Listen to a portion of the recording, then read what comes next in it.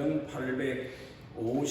854페이지 시편 73편 1절부터 17절까지 공독합니다. 하나님이 참으로 이스라엘 중 마음이 청결한 자에게 선을 행하시나 나는 거의 넘어질 뻔하였고 나의 걸음이 미끄러질 뻔하였으니 이는 내가 악인의 형통함을 보고 오만한 자를 질투하였음이로다.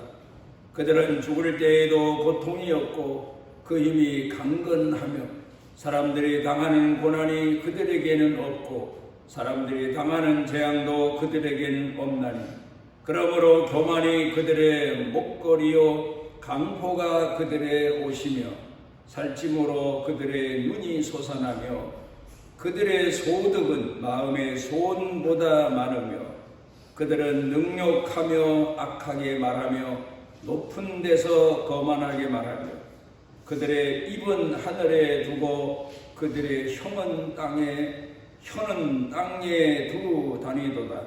그러므로 그의 백성이 이리로 돌아와서 잔에 가득한 물을 다 마시며 말하기를 하나님이 어찌하랴 지존자에게 지식이 있으랴 하는도다. 볼지어다 이들은 악인들이라도 항상 평안하고 재물은 더욱 불어나도다. 내가 내 마음을 깨끗하게 하며 내 손을 씻어 무죄하되 한 것이 실로 헛되도다. 나는 종일 재난을 당하며 아침마다 징벌을 받았도다. 내가 만일 스스로 이르기를 내가 그들처럼 말하리라 하였더라면 나는 주의 아들들의 시대에 대하여 악행을 행하였으리이다. 내가 어쩌면 이를 알까 하여 생각한즉 그것이 내게 심한 고통이 되었더니 하나님의 성전에 들어갈 때야 그들의 종말을 내가 깨달았나이다.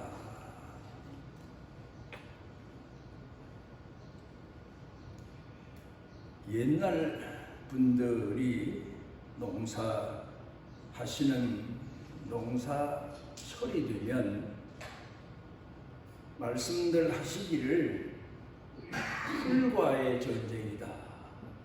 그런 얘기들을 자주 하셨습니다. 지금은 시대가 많이 변하고 발전돼서 농사뿐만 아니라 고기 잡는 일도 그렇고 또 세상 사는 일도 그렇고 더 편안해지고 더 한가로워지고 어쩌면 시간 여유가 많아지는 시대가 되어서 사람들이 평안하게 사는 것 같은데 내가 어렸을 때만 해도 어른들 농사하시는 모습을 보면 그렇게 애처로울 수가 없었습니다. 땅을 갈고 씨를 뿌리고 나면 그 다음에 풀이 올라오기 시작하는데 뽑으면 또 올라오고 뽑으면 또 올라오고 그래서 이 풀 뽑는 일을 봄부터 여름 내 심지어 가을까지 계속 했어야만 했습니다. 그래야만 어느 만큼의 곡식을 땅에서 얻을 수가 있었습니다. 그래서 농사 그러면 풀과의 전쟁. 풀을 왼수처럼 생각했던 그런 시대가 있었습니다. 그런데 과연 농사하는 분들이 옛날에 지나가는 말로 한 말씀이 진실일까? 그런데 과학자들 말을 들어보면 자연과학자들 말을 들어보면 풀이 땅을 지킨다.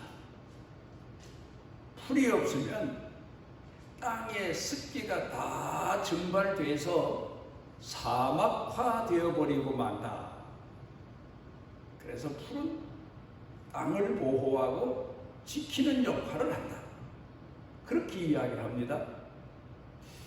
한의사 한 분을 만났더니 이분 말씀이 한약은요 산의 풀이에요. 겨울의 풀이고요. 풀이 다 약입니다. 좀 깊은 얘기를 하는 소리가 제 마음 가운데 오래도록 기억에 남아 있습니다.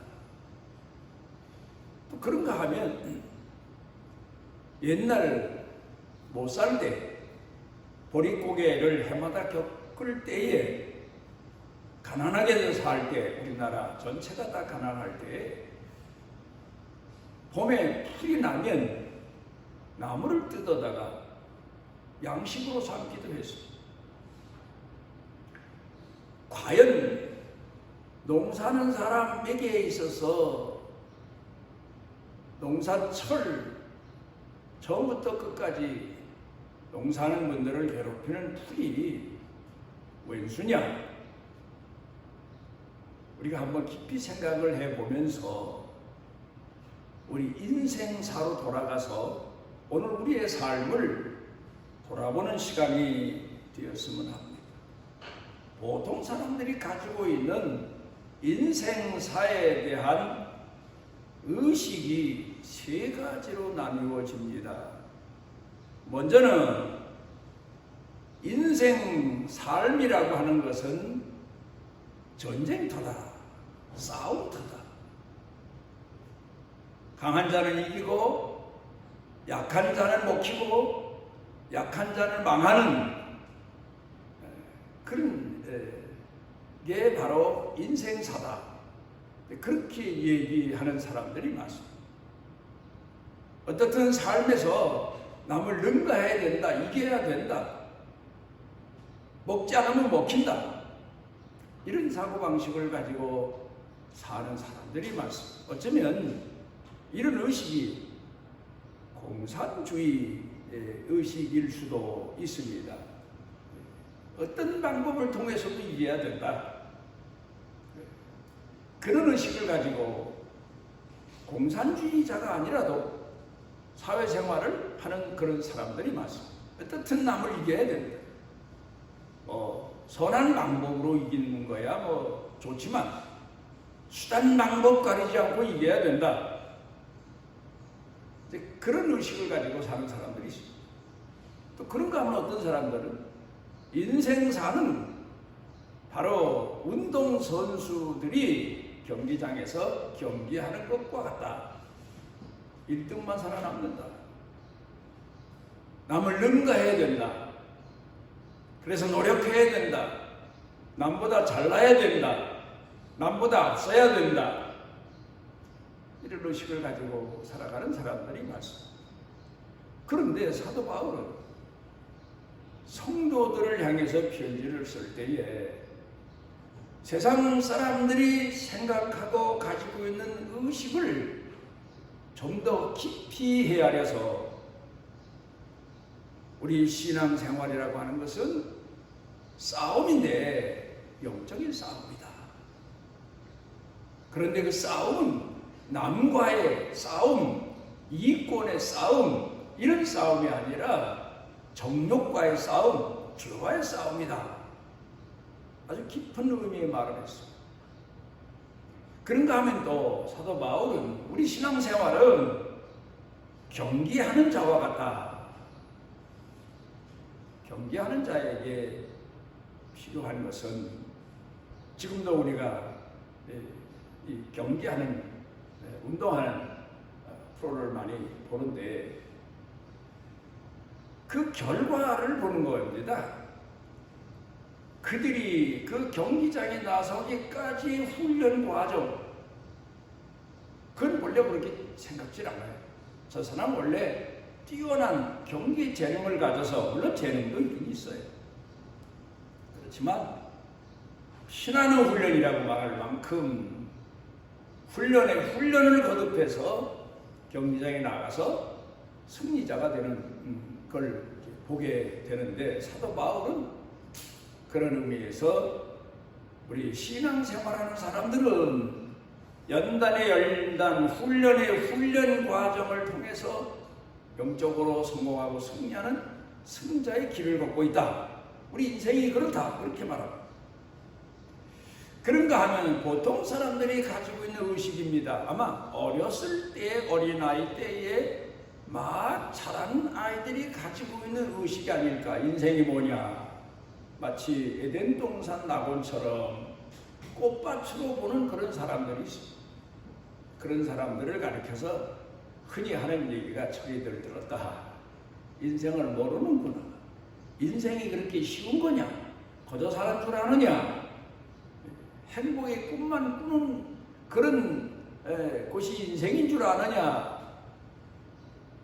뭐 그런 얘기를 합니다만은 어떻든 사람들이 가지고 있는 의식, 오늘 신앙인들이 갖고 있는 신앙적인 깊은 의미의 삶의 자세 말고 세상 사람들이 가지고 있는 보통 삶의 의식은 전쟁터다. 그래서 전쟁터에 나간 용사처럼 그렇게 인생을 사는 사람들이 있어요. 자기 목적 달성을 위해서. 무섭죠.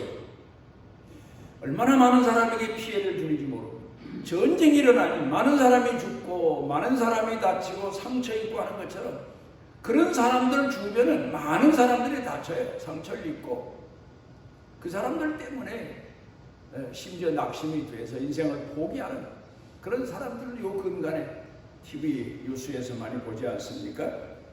자기 목적 달성을 위해서 또 그런가 하면은 세상 삶이라고 하는 건 운동 경기와 같다. 평생을 두고 노력하고 또 노력하고 그러면서 사는 사람들이 있고 또 아직 인생사를 잘 몰라서 허황된 꿈이나 꾸고 사는 그런 사람들이 우리 주변에 많고 우리도 또 그런 과정을 거치면서 오늘까지 살아온 거 아닙니까? 그런데 오늘 여기 성경 본문으로 돌아가서 보면 이 시편 기자도 우리와 다를 바 없는 그런 인생 고백을 하고 있습니다. 어렸을 때 아마도 부모로부터 스승으로부터 정직하게 살아야 된다, 성실하게 살아야 된다, 하나님 공경하며 살아야 된다, 신앙인의 길로 살아야 된다, 그런 교육, 그런 훈련 과정을 거치면서 자라와서 이제 넓은 세상에 나아가 살게 됐는데, 그런데 아버지, 어머니, 스승, 선한 사람들의 말이 하나도 맞지가 않는 것 같아요.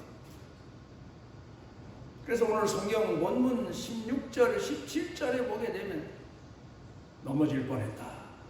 그걸 보면서 실족할 뻔했다. 이 말을 다시 말하면 나도 타락할 뻔했다.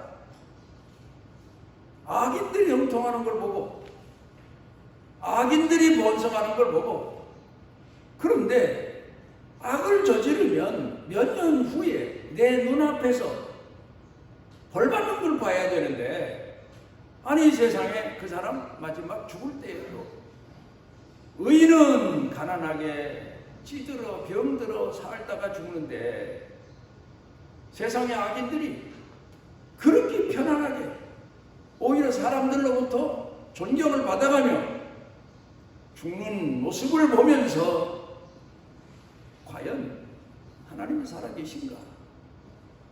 내가 부모로부터 스승으로부터 교육받아온 그 교육이 신앙교육이 옳았나? 그런 갈등을 겪으면서 오늘 성경 본문을 써 내려가고 있습니다. 자기 자신을 돌아볼 때 악인의 번영을 보고 악인의 등극을 보고 악인의 평안함을 보고 악인들이 누리는 부와 영광을 보고 나를 보니까 나는 기가 막힌 거예요. 비교가 안 되는 거예요. 이렇게 가난할 수 없고 이렇게 어려울 수 없고 이렇게 힘들 수가 없어. 갈등을 겪어. 타락할 뻔함. 마가복음 16장에 예수님이 말씀하신 것처럼 비올 들어 말씀하신 내용으로 돌아가 보면 거지 나사로가 어떻게 신앙을 지켰을까? 부잣집에서 던져주는 음식 찌꺼기나 얻어먹으면서 연명하며 살다가 죽었는데 아브라함 품에 안긴 걸 보면 신앙을 지켰다는 얘기. 어떻게 그런 집을 보면서, 그런 사람들을 보면서, 그 사람들 어디 길 나설 때 그 사람들 잔치하는 모습을 보면서 도대체 나는 하나님이 왜 지으셨나? 왜 세상에 태어나게 하셨나? 아마 거짓 나사로도 많은 갈등을 했을 겁니다. 어느 때는 왜 어머니 아버지 날 낳았습니까? 하나님 왜 나를 이 세상에 보냈습니까? 내 인생은 이게 뭡니까? 저 악한 방법으로 사는 사람들은 저렇게 번성하는데 노고와 수고의 대가를 나는 떼먹히기도 하고 제대로 받지도 못하는데 저 사람들은 상상 외 수익을 올려가며 삽니다. 이런 광경을 보면서 바보 아닌 이상 갈등하지 않을 사람이 어디 있겠습니까? 그래, 오늘 여기 성경 본문 말씀 가운데 보면 그렇게 고민하고 갈등하다가 그저 간단한 말로만 하면 하나님 성전에나 마지막으로 다시 한번 가보고, 그리고도 깨닫는 바가 없으면 내 식대로 살자, 세상 되는 대로 살자, 아마 그리고 성전에 간 것 같아요. 제가 신학교 들어가서 얼마 안 돼서 신학 공부를 하시겠다고 연세 많으신 권사님 한 분이 저희 반에서 같이 공부를 하셨는데, 이분 간증을 들어보니까 그렇습니다. 일본에서 남편을 만나서 남매를 낳아가지고 한국에 돌아오셨는데 남편이 오토바이 타고 가시다가 교통사고로 돌아갔습니다. 세상에 그 젊은 세대기, 아이 둘 낳았으니까 몇 년 됐겠지, 결혼한 지. 혼자 되고 나니까 살 길이 막막한 겁니다. 그런데다가 그나마 거처하고 있던 집과 땅이 그 당시에 우리나라 대기업, 지금도 대기업, 재판이 걸려온 거예요. 자기네 땅이라는 거예요. 지금도 그렇지만 옛날에는 더군다나 부자하고 가난한 사람하고 재판하면 민사재판이라는 게 형사도 그렇지만 이길 가망이 없어요. 몇 년 동안 재판 계속하다가 다 뺏기고 말았어요. 그러니까 이분이 낙심이 된 겁니다. 부끄럽게 살 수는 없고 죽자. 애들 둘하고 같이 죽자. 그래서 서울 종로서부터 걸어서 약방마다 다니며 수면제를 이제 많이 안 파니까 몇 달씩 사기 시작해서 서대문까지 가셨어요. 이 서대문 가서 약을 사고, 그러니까 이제 그분 가방에는 세 사람이 먹고 죽을 만한 수면제를 사서 모으신 거죠. 그리고 나오는데 그 건너편에 교회 십자가가 보이더라고요. 일본에 사시면서 교회 가는 사람들을 본 적이 있고 또 교회 십자가가 보인 적이 기억이 나서 내가 저기는 한번 들어가 보고 죽자. 죽어도 가서 저기나 들어가 보고, 마침 주일날이었어요. 그리고 저녁에 가서 아이들하고 약 먹고 죽자. 그런 생각에 교회를 딱 들어가셨는데 예배 중에 들어가자마자 조금 앉았더니 눈물이 나기 시작하는데 목사님이 무슨 설교했는지 기억은 안 나고 본인이 그렇게 앉아서 통곡할 정도로 눈물을 흘리셨대요. 예배 끝난 다음에 너무 민망해서 사람들 다 나간 다음에 뒤에 이제 나와가지고 집에 오셨어요. 아니 내가 왜 교회 가서 그렇게 울었을까? 그런데 한 가지는 그 다음 주에 또 가고 싶으신 거예요. 그날 저녁에 죽고 싶은 생각은 없어지고. 그래서 그 다음에 또 교회를 찾아가셨는데 말씀이 귀에 들어오신 거예요. 그래서 그때부터 예수 믿기로 작정하고 열심히 사셔서 그 당시 신학교 다니실 때 우리나라 저 서울 유명한 한정식 동네가 있었는데 필동 대한극장 건너편에 거기서 가연이라고 하는 한정식을 하시기까지 됐어요. 건물이 한 7층 건물 되고 제가 거기 가서 신학교 다니는 동안에 그 권사님 권고로 많이 후원을 받고 그래서 거기 가서 며칠 있기도 했고 예배도 인도했고 그랬는데 하나님 성전에 가서 아마도 하나님께서 그런 과정을 통해서 부르셨고 만나주셨고 그리고 인생을 믿음 안에서 살도록 권고해 주신 은혜를 입은 거다. 그렇게 보죠. 우리는 또 그렇게 본인도 신앙 고백하시고 오늘 성경 본문 말씀 가운데 보니까 하나님 성전에 가서 그 결국을 깨달았다. 악인의 결말을 깨달았고 의인이 왜 고난당하는지도 깨달았고 악인이 이 땅에서 왜 번영해도 하나님이 그냥 주신 나라를 깨달았고 멸망하는 짐승처럼 하나님이 내버려 두셨기 때문이다. 아하, 멸망하는 짐승처럼 잡아먹는 짐승처럼 우리가 짐승 중에도 애완견 가까이 있는 짐승을 훈련을 시키죠. 주인과 함께 하기 위해서. 그렇지 않은 짐승들은 우리에 가두고 키워서 나중에 사람들 먹기 위해서 잡히기 위해서 그렇게 키우는 짐승들과 같구나. 저들의 영혼이 불쌍하구나. 그걸 깨달은 거예요. 오늘 성경에서 그 내용을 기록하고 있습니다. 그 내용을 고백하고 있습니다. 그런데 여기 오늘 성경 본문에서 가르쳐 주시는 교훈이 있습니다. 그게 뭔가 하면은 우리가 갈등이 오고 신앙적 시련이 올 때에 낙심하지 말고 초대교회 성도들에게 예수님이 너희가 앞으로 신앙생활하며 어려운 시련이 많이 겪게 될 거고 갈등이 많이 오게 될 거다. 그렇지만 모이기를 힘써라. 여러분, 우리 성도들 중에 나중에 신앙 간증하거나 상담할 때 들어보면 교회를 무거운 짐 지고 오는 것처럼 그렇게 온대요.